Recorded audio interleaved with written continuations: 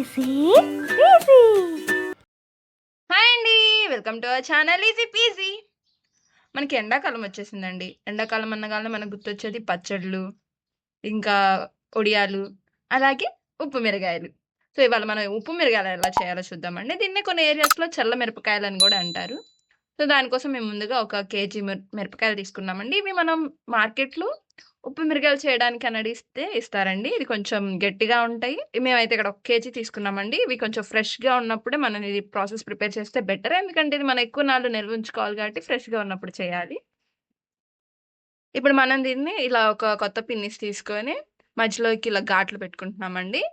ఇలా పెట్టుకోవడం వల్ల మనం దాని తర్వాత ప్రాసెస్‌కి చాలా యూజ్‌ఫుల్‌గా ఉంటది.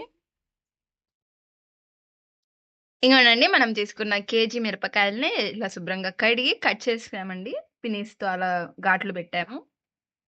ఇప్పుడు దీనికోసం అని చెప్పేసి మేము తీసుకున్న కిలో మిరపకాయలకి ఒక 1/2 కేజీ ఇలా పెరుగు తీసుకున్నామండి. మేమైతే ఇక్కడ వల్లభ పెరుగు తీసుకున్నాము. దీన్నే మజ్జిగ చేసుకోవాలండి. ఇంగోనండి మనం ఇలా మజ్జిగ చేసుకున్నాము. ఇంగోనండి మనం ఇప్పుడు ఉప్పు మిరపకాయల ప్రాసెస్ అంతా చేయడానికి ఒక ప్లాస్టిక్ డబ్బా తీసుకున్నామండి. ఇది దీనికోసం అని చెప్పేసి మనం జాడీ అయినా తీసుకోవచ్చండి. లేకపోతే ఇలా ప్లాస్టిక్‌దైనా తీసుకోవచ్చండి. కాకపోతే స్టీల్, జలన్ షేర్ అలాంటివి తీసుకుంటే మాత్రం దానికి చిల్లులు పడే ఛాన్సెస్ ఉంటాయండి. అందుకని చెప్పేసి మేము ఇక్కడ ప్లాస్టిక్‌ది తీసుకున్నాం. మనం చేసుకున్న మజ్జిగని ఇప్పుడు దీంట్లో వేస్తున్నామండి.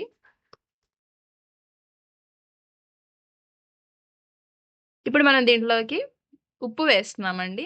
మేము తీసుకున్న కిలో మిరపకాయలకి ఒక అరసోడు ఉప్పే వేస్తున్నామండి. మేమైతే ఇక్కడ కల్లుప్పు తీసుకుంటున్నాము. ఇప్పుడు దీన్ని కొంచెం కలుపుకుందామండి కరగడానికి. ఇప్పుడు దీంట్లోకి నిమ్మరసం తీసుకుంటున్నామండి. ఒక నిమ్మకాయ పిండుకుంటే సరిపోతది. ఇప్పుడు దీంట్లోకి మనం ఇందాక పెట్టుకున్న మిరపకాయలను వేసుకుంటున్నామండి. ఇంగోండి ఇప్పుడు మనం దీంట్లో మిరపకాయలన్నీ వేసేసాము. ఇప్పుడు ఈ మిరపకాయలు మునిగేంత వరకి దీంట్లో మనం ఇంకా వాటర్ వేసుకుంటామండి. ఇంగోనండి మనం మజ్జిగ కొంచెం దీంట్లో సరిపోయేంత వాటికి వాటర్ వేసేసి ఇదంతా చేసామండి. చూసారు కదా మనకి కనిపిస్తున్నాయి గూడా. ఇప్పుడు మనం ఒకసారి దీని కింద ఉన్న సాల్ట్ అంతా మళ్ళీ దీనికి కూడా పట్టాలి కాబట్టి అలా కలుపుకుంటున్నామండి. చేతులు మాత్రం పెట్టొద్దండి. చేతులు పెట్టడం వల్ల చేతుల తర్వాత మంటలొస్తాయి పచ్చిమిరకాయలు కాబట్టి. అందుకని చెప్పేసి మేము జస్ట్ అలా ఇసిరేస్తూ చేసామండి. ఇంకొక 24 అవర్స్ నాననివ్వుతాం. ఇంకోటండి ఇప్పటికి మన ఈ మిరగాయలు నాని ఒక 24 అవర్స్ అయిందండి. ఒకసారి ఓపెన్ చేసి చూద్దాము.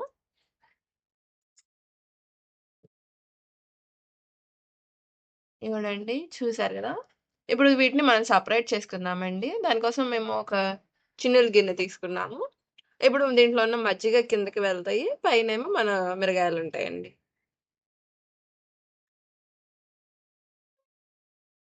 ఇంగోనండి మన మిరగాయలన్నీ దీంట్లో ఏసేసాం గదా!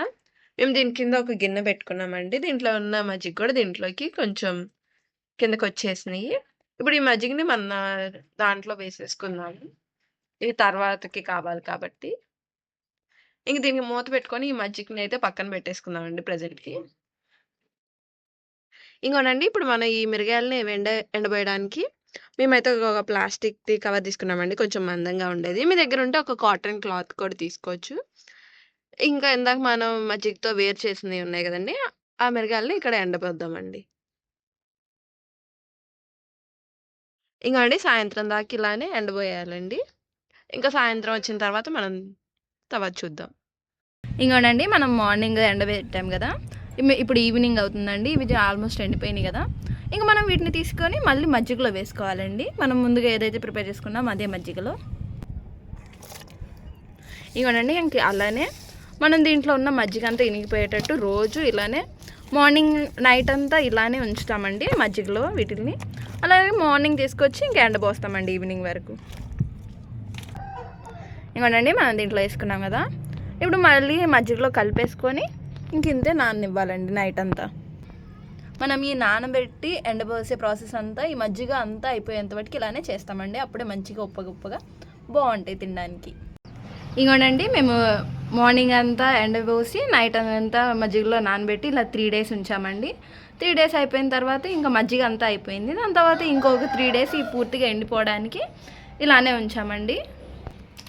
ఇప్పుడు మనం ఇలాంటి చూస్తున్నారు సౌండ్ వస్తుందండి. అలా వచ్చినాయి అంటే ఇంక బాగా ఎండినట్టే. ఇంకా మనం వీటిని ఆయిల్లో వేసుకొని వేపుకోవడానికి రెడీగా ఉన్నట్టు. అలా సౌండ్ వచ్చేంత రోజులు దీన్ని ఎండబెట్టాలండి. ఇగోనండి ఇలా బాగా ఎండిన ఉప్పు మిరగాయలని మనం పప్పు కానీ పప్పుచారు కానీ అలాంటివి చేసుకున్నప్పుడు ఇవి వేపుకొని తింటే చాలా టేస్టీగా ఉంటాయండి. ఇప్పుడు మనం దీన్ని ఎలా వేపాలో కూడా ఒకసారి చూపిస్తాం. ఇగోనండి ఇప్పుడు మనం ఫ్రై చేయడం కోసం అని చెప్పేసి ఒక కళాయి పెట్టాము. దాంట్లో ఆయిల్ వేసామండి. ఈ ఆయిల్ కొంచెం వేడెక్కిన తర్వాత మనం ఇంక ఉప్పు మిరగాయలు వేద్దాం. ఇంకోనండి ఇప్పుడు మనకి ఉప్పు మిరగాయలకి కావాల్సినంత ఆయిల్ కాగింది. ఇంక మనం దీంట్లో ఉప్పు మిరగాయలు వేసుకుందామండి. వీటికి మరీ ఎక్కువ అవసరం లేదండి. చూసారు కదా కొంచెం కలర్ చేంజ్ అవుతున్నాయి. అలానే కొంచెం మెరూన్ కలర్ వచ్చేంత వాటికి ఉంచేసి మనం దావ తీయడమే అండి.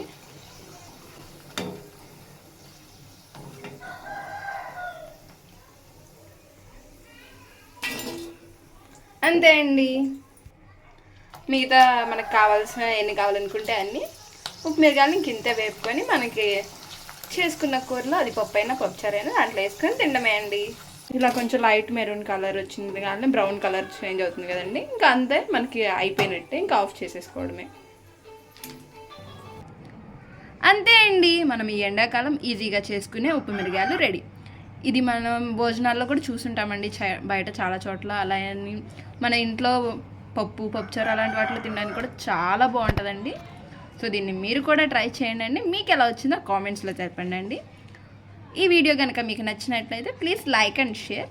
అలాగే మా నుంచి ఇలాంటి వీడియోస్ ఇంకా చాలా రావడం కోసం సబ్స్క్రైబ్ చేసుకోండి. దట్స్ ఇట్ ఫర్ టుడే అండి. Support our channel easy PG.